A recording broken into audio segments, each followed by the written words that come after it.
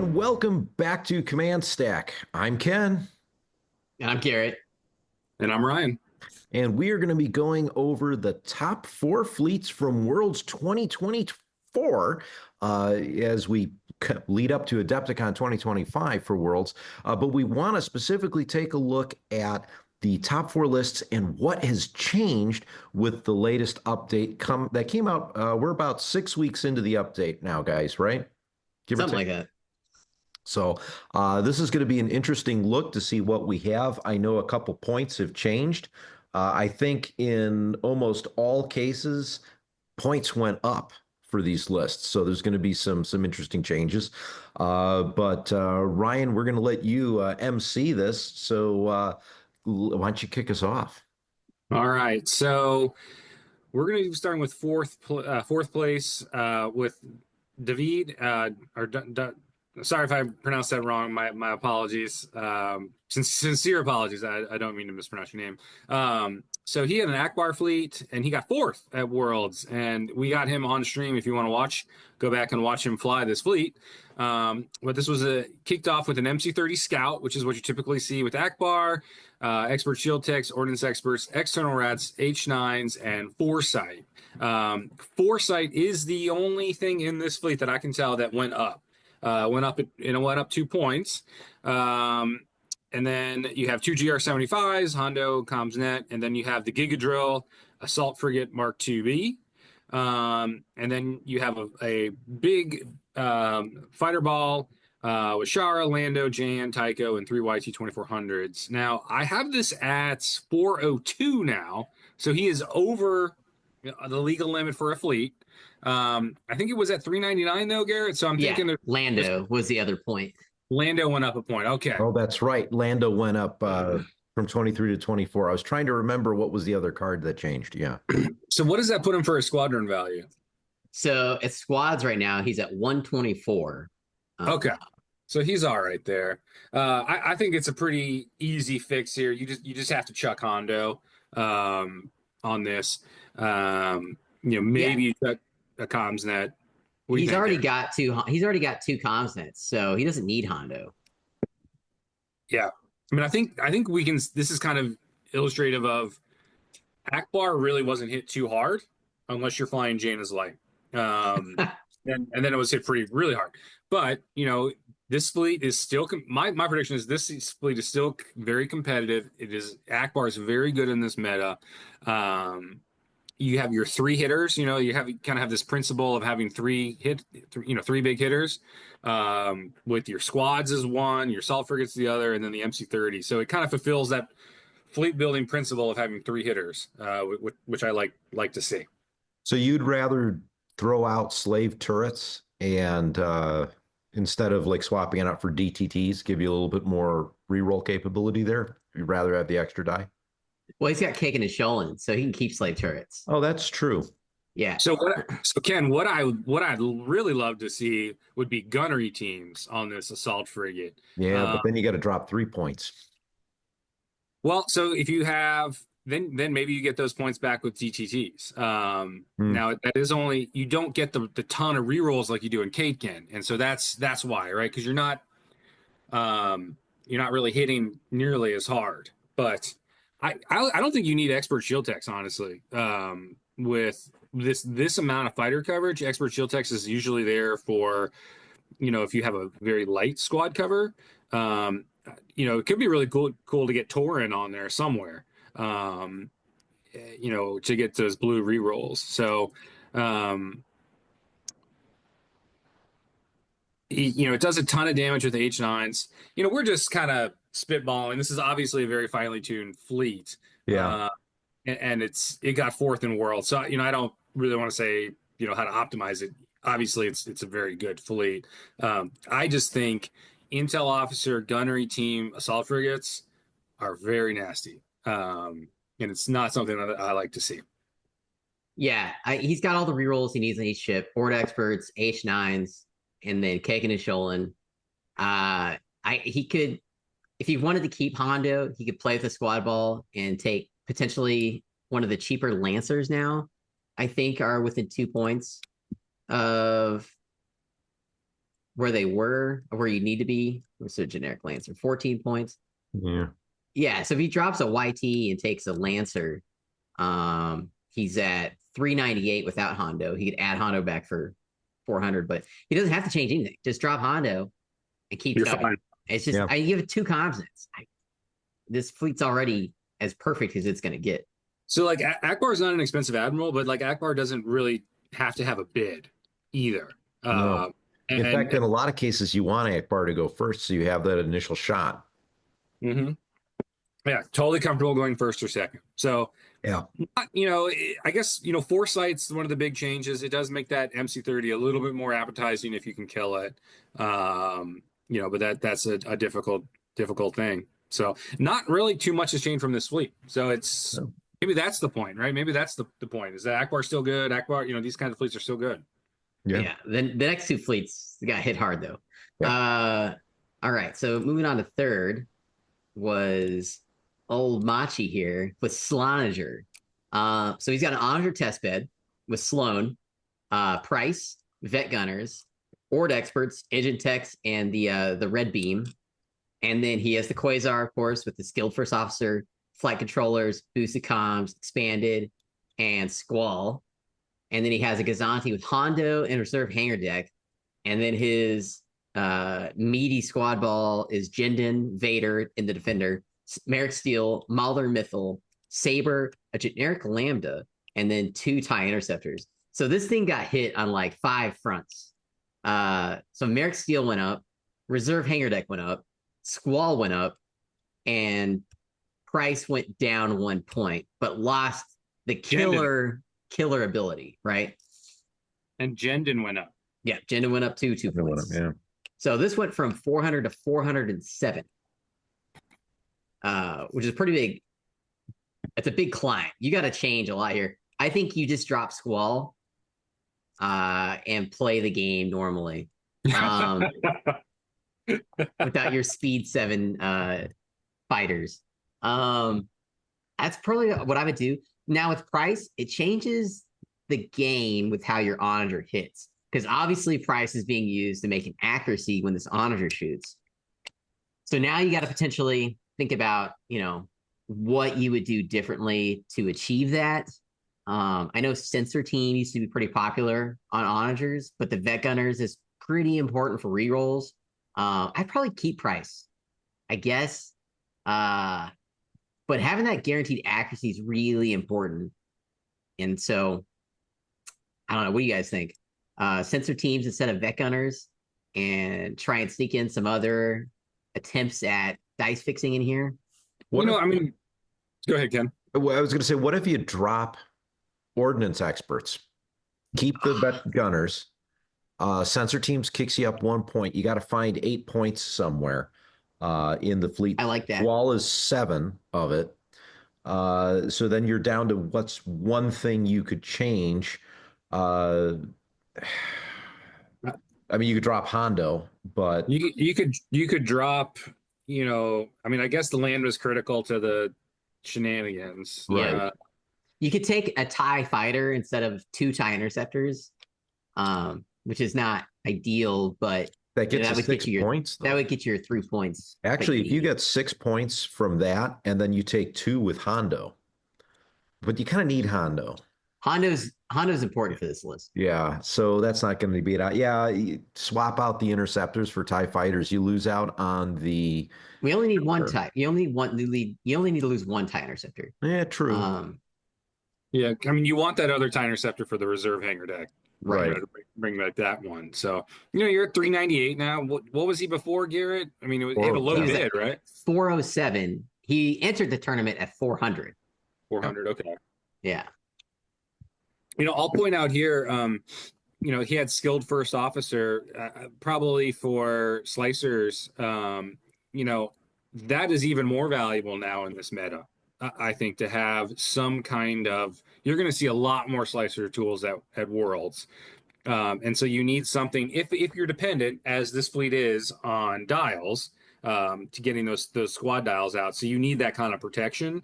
So that is an even more valuable 1 point card there. Yeah, he could also drop price now that we have sensor team on here and take intel officer instead. Yeah. Although I that do kicks you up like another that. point.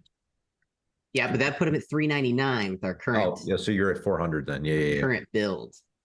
So, yeah, I think this achieves kind of what he was already doing. So sensor team, vet gunners, and intel officer on the onager, and then Mhm. one TIE interceptor turns into TIE fighter, and then we lose Squall. The loss of Squall kind of sucks, but Yeah. you know, it was a I, big jump. It was a needed jump. you are missing some speed with your already fast ships, your squadrons. So, I mean, it just takes an extra turn to do what you want to do. Yeah, I still think it's a pretty effective fleet. I Mhm. think this, Sloaninger fleets are still pretty good. I think the loss of Squall may hurt more than we're kind of giving it credit for, just because you're losing some of that distance control. yep. If you get. Hmm. All right. Especially what's it called? Moving the Lambda around with strategic. So if he was doing a lot of objective token manipulation, he won't be able to do that as much. Yeah. All right. Let's get to Truthy's list. Moving on. All right. Truthy, another rebel. Who wants to read this one? I'll read it. So we've got another Akbar list again, oddly enough. So this one getting a little bit more change than the one we were looking at earlier. Akbar's on an assault frigate Mark II-B with intel officer, Kakin and Sholin, reserve hangar deck, electronic countermeasures, and slave turrets. It's kind of a common build for the assault frigates. Again with the MC-30 scout frigate, intel officer, vet gunners, X-Racks, TRCs in the Foresight title. And then we get into another combat ship with the CR-90A, Ezra Bridger, turbo laser reroute circuits, Jaina's lights. There's a couple more points lost there. Supporting this is the GR-75 transport with Ahsoka Tano and parts resupply. And we've got a kind of small little fighter ball here with the three big hitters of Lando, Ketsu, and Tycho. And I'm saying Tycho just for Garrett with three Z95s backing them up. So, the squad ball, it's a medium build ball around 80 points. Your heavy hitters, though, again, it's an Akbar list. It's going to be the assault frigate, the MC-30, and the CR-90. So you're not really relying on your squadrons to do as much as the ships. But I mean, Lando's a flotilla killer. So you've got some power in the squadrons here. Yeah, and a good speed bump. He lost a point on reserve hangar deck. Yeah. He lost 2 points on foresight.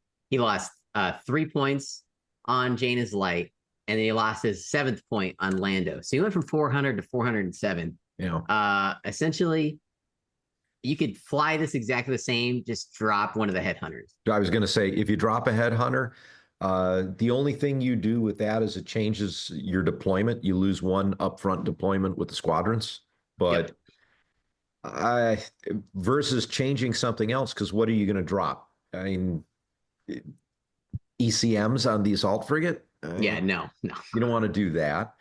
You can drop reserve hangar deck and something else, which just isn't going to do it for you. So you could let's look at this. You could get you could drop a Z, yeah, and then add in another reserve hangar deck on the GR-75. Now you'll still be over a couple points, but maybe you get the same effect pretty much. But then we got to find 4 points. Still got to find 4 points though. And there's not a lot of places to drop 4 points. This is a very tight list. What if you messed with the scout frigate's armament, right? So if you did, instead of TRC, you go DTT or HTT. It's not as lethal. I understand, but the list is not legal as it currently stands. Yeah. Well, you need 3 points. So 3-point turbo. So basically, you'd be DTTs, HTTs, which are not worth taking. So yeah, I think probably you guys are right. It's probably just best to drop the headhunter. Yeah, I think so. It's too finely tuned. The rest of the ships, like each card is doing an important job to keep the fleet chugging. Well, I mean, what if you dropped Ketsu and went Shara? Let me see. Well, that's saving you a couple points. Ketsu. I think we did see on stream Ketsu like kill a ship We with did, this fleet. So but Okay, that here is we a go. 5-point difference. So you could do that. So that puts you at 399 with 2 reserve hangar decks. Yeah. Um, So that would work. And then that effectively gives you your Z95 back. but I don't know. Truthy used that Ketsu a lot. he did. He did. Yeah. I mean, It's pretty important. Ketsu has the double blue bomb, right? Yeah. Yeah. So He would keep Ketsu like on a rock, even though Ketsu has grit, but ready to basically finish a ship at the top of a turn. You could Ahsoka, any token into a squad. You get, if you need. I think we might have seen that on stream. That I think we did because we did get all of the top 8 players. We have one game for each player at some point during the tournament. So we got 6 of them on day 3, and then the other 2, I forget which ones we didn't capture, were played, I think, on day 2. So not the end of the world getting rid of a headhunter by No. any stretch of the imagination, but it does hurt, right? Each major component of his fleet went up, even just one point. So, this is an Akbar fleet that was hit pretty hard, I'd say, by the update. It was, but it wasn't. And again, this does is it speaks to how Truthy builds his fleets. And like we've said a couple times, this is so well tuned to that 400-point level. At the end of the day, all he's really going to lose out on is one Z95. A Z95 is not going to make or break your game, but it gives you it's there for the deployment, I think. So yeah, the only part that sucks is the deployment. Yeah. This is an outstanding list, but yeah, that our change made just enough. It affected a deployment, which is a big deal because you're not going to necessarily win or lose a game in deployment, but you can set yourself up for that. Yeah. Turn 0 victories are important. Yeah. Also, one final thought on this fleet. I think Jaina's light, there might be some thought to get rid of it, but in an Akbar fleet, it's absolutely essential. You cannot afford to have that one red obstructed and lose an entire round of shooting from your side on that. So Jaina's light still has a place in the game at 5 points, and it's especially relevant in Akbar fleets. Yes. Yeah. It's got to stay. Agreed. It's still like the best title in the game. Demolisher is still the best title in the game. Jaina's light's pretty good. All right, who's first? Peter. All right, Ryan. All right, so everyone should know this fleet by now. It really didn't go up too many. Really not very little change. The only thing, it's a Farm Hawk fleet, but the only changes are PDIC went up 2 points. And there was, I think pretty significant LTTs was changed. Yep. And so that's pretty fundamental to this fleet. Peter's fleet is now 389. So went up 2 points, which he needs to win the bid every time. And so, if you take second against this fleet, his fleet could be in a lot of trouble. So he needs to win. And he's with the price of a lot of stuff in the meta going down, I think bids could very well be huge, and 11 points just is not going to get it done these days. So do you look at this and say, drop the LTTs for DTTs? Well, so let's see, what does LTT still do for a Rebel fleet? Let's talk about that. Well, first off, the LTT should stay on the Nebula. Because that whole thing was Ruthless Strategist and LTTs. He's not using it to reroll reds versus ships. He's using it to add dice and shoot squadrons. Yeah. Which he can still do with this version of LTT, right? Correct. Yes. It's just the rerolls on ships that you lose that out on. So yeah, you keep the LTTs on the Neb B. But I don't think you're going to get that same level of utility on, well, maybe you will on the Starhawk. Because you're still rolling your blue-black +2 on something. I'd probably because of the Phylons on the Starhawk, you cannot swap it out for another modification. So yeah, for the bid, I mean, I would look at XI7s. Yeah. And then you're just pounding harder in. You get an extra point. You're up to 12-point bid. Yep. And I think that would help a lot. There's not much else you can really take out of this list. Again, when you're looking at the top 4 lists, you're looking at cream of the crop. You're looking at the top lists that are optimized to do exactly what they did. And I think the movement, the Phylons, the Magnites with the Concord, combination title, really, you don't see that very often, and that's a very difficult thing to play against if you don't practice against it. I think so, guys. I still think this fleet is viable. Oh yeah. I think Farmhawk is good. I would be prepared to blow up Farmhawk if I was going to Adepticon, because I think it's still a good fleet. The second, having a second combat ship in a Farmhawk fleet is it makes it difficult to table too. Yeah. Yeah, no, these fleets are still hard to fight at the end of the day. Approaching a Starhawk that's sitting in a corner, and then if it's not farming, it's got advanced gunnery, and then it's just gonna hurt. So, well, I mean, so we know what the objectives are. Let's do our old game where we pick the objectives, right? So it's advanced gunnery, fire lanes, and sensor net. What do you guys take? I usually take sensor net and then go and try and blow up the Farmhawk if I'm gonna fight it. If not, I take advanced gunnery and run away like a little girl. With the point changes, Ryan, my lists have become a little bit more lethal with my MC30s. I think I'd do the same thing, sensor net and jump in to try and take down the Farmhawk. Yeah, I don't give this ship a combat advantage. If you want to fight it, don't take advanced gunnery. Please don't do that. Because you're just not going to be able to, 2 shots to the front. It's just going to take out anything. We've seen that before.